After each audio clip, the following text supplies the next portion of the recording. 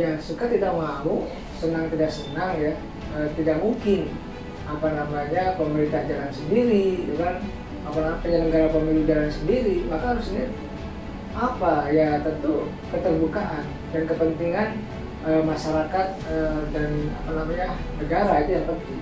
Jadi kalau penyelenggaranya punya kepentingan yang sama, misalkan ingin penguatan demokrasi, membangun bangsa dan negara, termasuk dalam penguatan civil society, dan Pemdanya juga sama, memiliki kesempatan pikiran yang sama, maka itu akan menjadi sebuah kekuatan sinergi yang bisa membangun penyelenggaraan pemilu yang baik. Nah kalau salah satunya tidak ketemu, salah satunya misalkan diam saja, tidak respon, maka penyelenggaraan pemilu tidak akan berjalan dengan baik. Oleh karena itu, sinergitas yang paling penting adalah keterbukaan antar sesama stakeholder, baik penyelenggaranya maupun dalam konteks Pemdanya sama-sama terbuka. Bahwa misalkan ada persoalan yang harus dievaluasi, lalu misalkan anggaran yang memang tidak ada, itu harus dicarikan solusi bersama. Nah kalau itu ketemu, persepsinya sama, kepentingannya sama untuk membangun bangsa ini, maka saya punya keyakinan bahwa penyelenggaraan pemilu ke depan bisa berjalan dengan baik.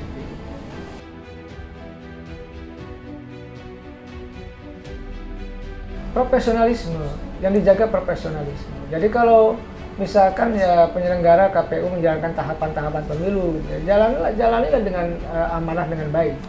Lalu misalkan Bawaslu juga sama kan, dia mengawasi terkait jalannya pemilu atau pilkada, ya jalani dengan baik.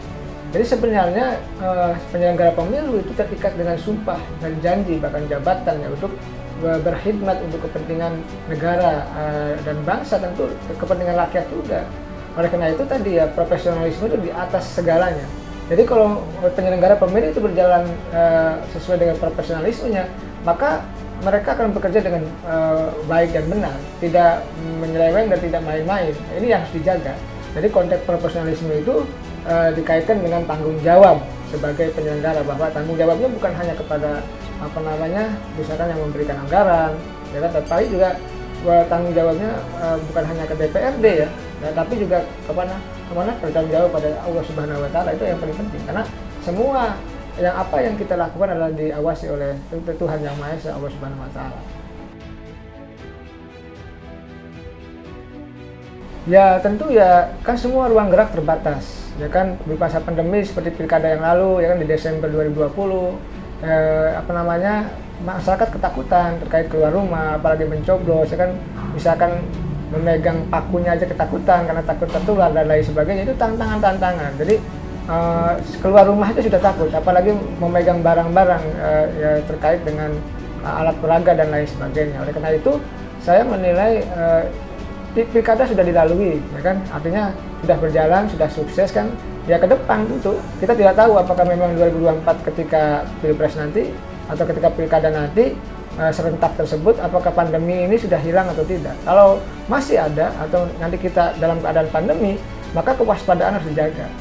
Tetap vaksinasi harus jalan, protokol kesehatan juga harus ketat, dan yang paling penting adalah bagaimana kita tadi keinginan bahwa kita menjaga proses demokrasi berjalan dengan baik, tapi juga kita tidak tertular. Itu yang paling penting. Tantangan yang paling besar adalah sebenarnya dari penyelenggara itu.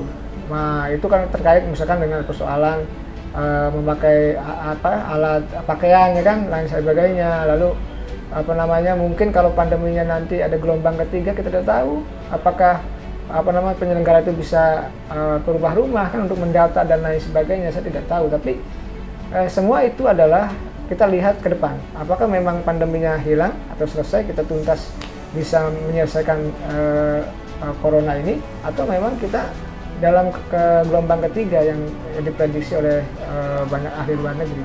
Kita lihat aja ke depan apa yang akan terjadi.